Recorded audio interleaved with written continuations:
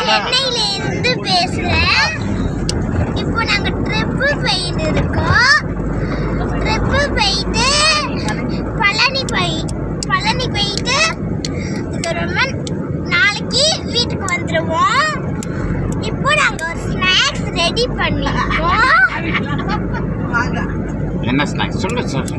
இப்போ மாங்காய் கட் பண்ணி தூள் போட்டு எல்லாமே போட்டு நாங்கள் பேசி சாப்பிட்டுட்டோம். சாப்பிட்டு செம்ம டேஸ்டாக இருந்துச்சு. இப்போ நாங்கள் சாப்பிட்டு ரூம் போகிறோம்.